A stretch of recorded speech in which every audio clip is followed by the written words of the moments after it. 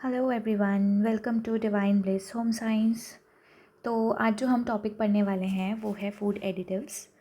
तो बेसिकली जो food additives है ये टॉपिक जितने भी बीएससी के स्टूडेंट्स हैं, जो अभी बीएससी फूड एंड न्यूट्रिशन के स्टूडेंट्स हैं, या फिर फूड क्वालिटी, फूड साइंस और इवन होम साइंस ऑल्सो, उन सारे स्टूडेंट्स के लिए ये टॉपिक बहुत इम्पॉर्टेंट है, क्योंकि ये टॉपिक आपके सिलेबस में भी आता है। और द थिंग इज़ कि आगे अगर आप कोई भी कॉम्पिटिटिव एग्ज़ाम्स दोगे लाइक CUET, या फिर आपको मास्टर्स के लिए एग्ज़ाम क्लियर करना है, तो ये टॉपिक बहुत ही इम्पॉर्टेंट है। और जो भी स्टूडेंट्स मास्टर्स में हैं, या फिर अगर आप UGC नेट के प्रिपरेशन कर रहे हैं, तो भी ये टॉपिक आपके लिए बहुत इम्पॉर्टेंट है। तो सबसे फर्स्ट, फूड एडिटिव्स होता क्या है? तो बेसिकली फूड एडिटिव्स ऐसे सब्सटेंस होते हैं जिसको कि हम लोग फूड में ऐड करते हैं। उसके बहुत सारे रीज़न हो सकते हैं एडिशन करने के, लाइक फूड का फ्लेवर इंक्रीज़ करने के लिए, या फिर अगर आप चाहते हो आपका फूड बहुत अच्छा दिखाई दे, उसका अपीयरेंस, उसका टेक्सचर अच्छा हो, एंड एट लास्ट उसकी शेल्फ लाइफ। तो डिफरेंट डिफरेंट रीज़न होते हैं जिसके कारण हम फूड एडिटिव्स का यूज़ करते हैं। तो बेसिकली एडिटिव्स के पर्पस अलग अलग होते हैं, डिपेंड कि हम उस कौन सा एडिटिव यूज़ कर रहे हैं। अब एडिटिव डिफरेंट टाइप्स के होते हैं, लाइक नेचुरल भी रहते हैं और सिंथेटिक भी रहते हैं। नेचुरल इन द सेंस कि नेचुरली पाए जाते हैं और हम उसका यूज़ करते हैं एज एन एडिटिव्स, या फिर सिंथेटिक जो कि आर्टिफिशियल नेचर के होते हैं और मैन मेड रहते हैं। तो बेसिकली डिफरेंट डिफरेंट टाइप्स के फूड एडिटिव्स होते हैं, like colouring agents, flavouring agent, preservative, texturing agent, nutritional additive, different different kind के एडिटिव्स होते हैं। तो सबसे फर्स्ट अब हम लोगों को पढ़ना है प्रिजर्वेटिव्स के बारे में। तो प्रिजर्वेटिव्स भी एक एडिटिव का टाइप है।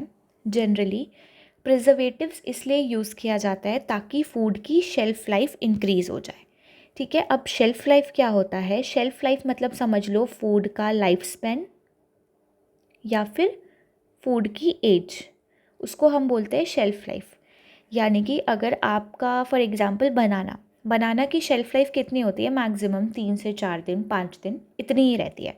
उसके बाद आप बनाना कंज्यूम नहीं कर सकते, क्योंकि वो ख़राब हो जाता है because of the micro organisms, या फिर अगर उसका ऑक्सीडेशन हो रहा है। बहुत सारे डिफरेंट रीज़न हो सकते हैं, बट उसकी शेल्फ़ लाइफ कम होती है।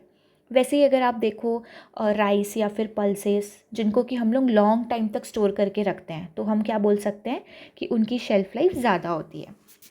तो प्रिजर्वेटिव्स इसलिए यूज़ किया जाता है जिससे कि फूड की शेल्फ़ लाइफ इंक्रीज़ हो जाए, उसको हम लोग ज़्यादा टाइम तक स्टोर करके रख सकें। तो प्रिजर्वेटिव्स जनरली फूड में प्रेजेंट जो माइक्रो ऑर्गेनिजम्स रहते हैं, जैसे कि बैक्टीरिया, मोल्ड्स, ईस्ट, इन सब को की ग्रोथ को रिड्यूस करता है। अब किसी भी फूड में अगर माइक्रो ऑर्गेनिजम्स की ग्रोथ कम हो गई, इट मीन्स कि उसमें स्पॉइलेज धीरे होगा, यानी कि फूड जो है वो ख़राब बहुत स्लो होगा। रेट ऑफ जो फूड के ख़राब होने की रेट रहती है वो रिड्यूस हो जाएगी, जिसके कारण कि फ़ूड को हम लंबे टाइम तक रख सकते हैं और उसकी शेल्फ़ लाइफ इंक्रीज़ हो जाएगी। ये वर्क कौन करता है? प्रिजर्वेटिव, जो कि क्या है? एक एडिटिव है। ठीक है, अब प्रिजर्वेटिव्स हम लोग डिफरेंट डिफरेंट फूड प्रोडक्ट्स में ऐड करते हैं, लाइक बेवरेजेस में डाल सकते हैं, डिफरेंट फूड हो गया, और भी different different products. But basically वो क्या करते हैं, जो भी माइक्रो ऑर्गेनिजम्स रहती है उसकी ग्रोथ को कम कर देते हैं, और जिससे कि स्पॉइलेज हमारा स्लो हो जाता है। ये एक बहुत ही क्रूशियल रोल प्ले करता है किसी भी फूड प्रोडक्ट की क्वालिटी को मेंटेन करने के लिए। अब क्वालिटी कैसे मेंटेन होगी? फॉर एग्जांपल, अगर फूड की शेल्फ़ लाइफ ज़्यादा है, इट मीन्स कि उसकी क्वालिटी अच्छी है। फूड की अगर शेल्फ़ लाइफ कम है, इट मीन्स कि अगर उसकी क्वालिटी भी कम है। तो प्रिजर्वेटिव्स के भी बहुत सारी कैटेगरीज़ होती हैं। तो अब हम लोगों को प्रिजर्वेटिव्स के अंडर जो डिफरेंट कैटेगरीज़ या डिफरेंट टाइप्स बोल सकते हैं वो पढ़ना है। तो सबसे फर्स्ट प्रिजर्वेटिव्स में आते हैं anti microbial preservatives. Anti microbial preservatives यानी कि ऐसे प्रिजर्वेटिव्स जो आपको माइक्रो ऑर्गेनिज्म से बचाते हैं। कोई भी जगह अगर एंटी लिखा हुआ है, इट मीन्स कि उस टर्म का नेगेटिव वर्जन। माइक्रोब्स का एंटी माइक्रोबियल यानी कि माइक्रोब्स का अपोजिट। तो बेसिकली एंटी माइक्रोबियल प्रिजर्वेटिव्स में आते हैं हमारे बेंजोएट और सॉर्बेट्स। ठीक है, अब बेंजोएट के भी डिफरेंट समझ लो फॉर्म में बेंजोएट का हम यूज़ करते हैं एज एन प्रिजर्वेटिव, जैसे कि सोडियम बेंजोएट और बेंजोइक एसिड। जनरली ये ईस्ट, मोल्ड्स और सर्टेन बैक्टीरियाज के लिए रिस्पॉन्सिबल रहते हैं, इनकी ग्रोथ को कम कर देते हैं। अब हमारे जो फूड रहते हैं उसके अकॉर्डिंग हमने प्रिजर्वेटिव्स को डिवाइड किया है। फॉर एग्जांपल, अगर आपको फ्रूट्स को स्टोर करके रखना है तो आप उसके लिए डिफरेंट प्रिजर्वेटिव यूज़ करोगे। अगर आपको मिल्क एंड मिल्क प्रोडक्ट को स्टोर करके रखना है तो प्रिजर्वेटिव्स अलग होंगे। अगर मीट प्रोडक्ट को स्टोर करके रखना है, एग को स्टोर करके रखना है, तो डिफरेंट फूड प्रोडक्ट्स के अकॉर्डिंग आपको प्रिजर्वेटिव्स की जो कैटेगरी है वो भी डिफरेंट डिफरेंट होती है। तो इसमें आपको ये याद रखना है कि जो बेंजोएट्स है वो जनरली ईस्ट, मोल्ड और बैक्टीरियाज के अगेंस्ट यूज़ किया जाता है, और ऐसे फूड जो कि एसिडिक नेचर्स के होते हैं उन चीज़ों में ये यूज़ किया जाता है, बेंजोएट्स।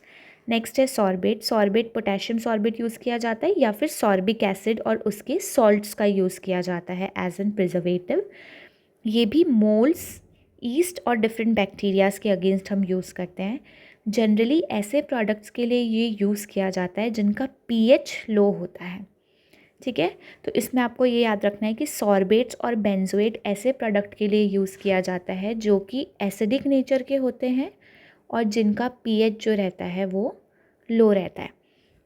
अब आप मुझे कमेंट सेक्शन में ऐसे फूड्स के नाम बताना जो कि एसिडिक नेचर के होते हैं और जिनका पीएच लो होता है, तो आपको पता चल जाएगा कि कौन से फूड प्रोडक्ट्स में बेंजोएट और सॉर्बेट्स एज अ प्रिजर्वेटिव यूज़ होते हैं।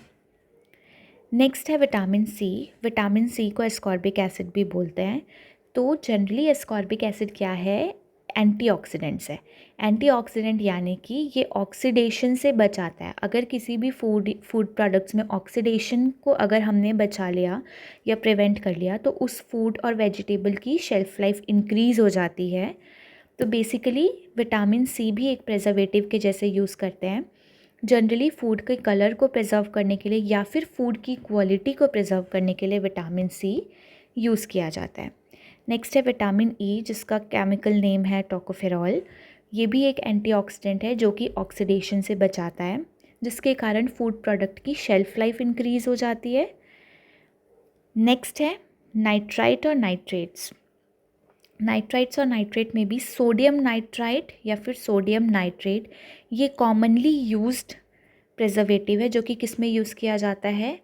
Meet products, meat and meat products में जनरली सोडियम नाइट्राइट या सोडियम नाइट्रेट्स यूज़ किया जाता है, जिससे कि मीट में प्रेजेंट जो बैक्टीरियाज रहते हैं, जनरली कौन से बैक्टीरिया रहते हैं? क्लॉस्ट्रीडियम बोट्युलिनम, जो कि मीट एंड मीट प्रोडक्ट्स में बहुत हाईएस्ट अमाउंट में रहते हैं।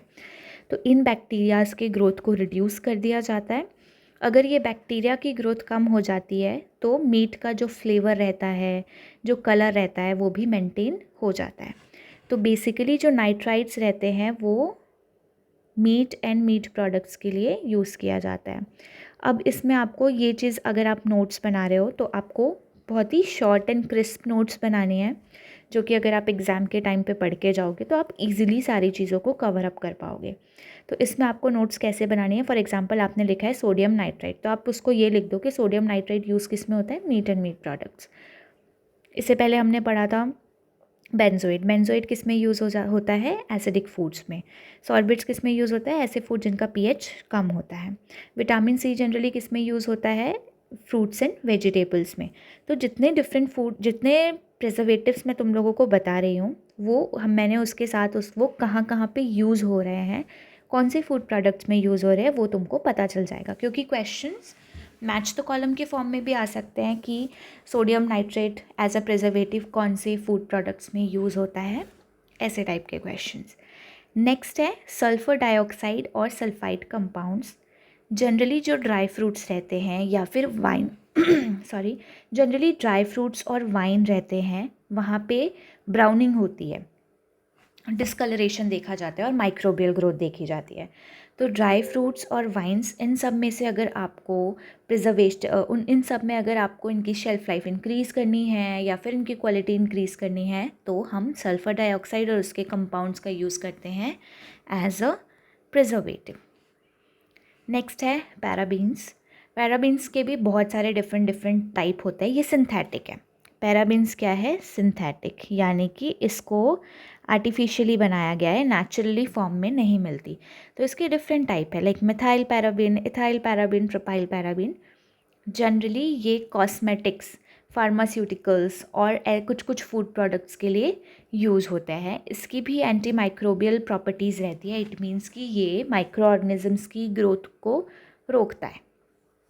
ठीक है, तो ये सारे हमारे डिफरेंट डिफरेंट टाइप के प्रिजर्वेटिव्स थे जो कि कहाँ यूज़ होते हैं, आर्टिफिशियल यूज़ होते हैं। जितने भी ये प्रिजर्वेटिव्स हमने अभी पढ़े हैं, ये कौन से प्रिजर्वेटिव्स थे, आर्टिफिशियली, या फिर आप बोल सकते हो मैन मेड, या फिर सिंथेटिक। अब नेक्स्ट हमको क्या पढ़ना है, नेचुरल प्रिजर्वेटिव। नेचुरल प्रिजर्वेटिव यानी कि ऐसे प्रिजर्वेटिव जो कि हम लोगों को नेचुरली मिलते हैं। ठीक है, नेचुरल प्रिजर्वेटिव्स में सबसे फर्स्ट आता है rosemary extract, tocopherol, citric acid. ये सब नेचुरल कंपाउंड्स रहते हैं जो कि हमको नेचुरली मिलते हैं और जिसको अगर हम लोग फूड में यूज़ करें तो वो उनका नेचर प्रिजर्वेटिव के जैसा नेचर रहता है। ठीक है, अब ये था सारा हमारा प्रिजर्वेटिव्स के बारे में। नेक्स्ट जो हमारी क्लास होगी उसमें हम लोग फूड प्रिजर्वेटिव में, फूड एडिटिव्स में जो हमारा सेकंड एडिटिव के जैसे यूज़ होता है वो होता है कलरिंग्स। फूड में डिफरेंट डिफरेंट कलर्स डालते हैं, जो भी वो भी एक एडिटिव का ही टाइप है। तो हम नेक्स्ट क्लास में कलरिंग्स के बारे में पढ़ेंगे। Hope you like the class and do like subscribe the channel. आप अपने फ्रेंड्स के साथ भी शेयर करो। Okay, thank you.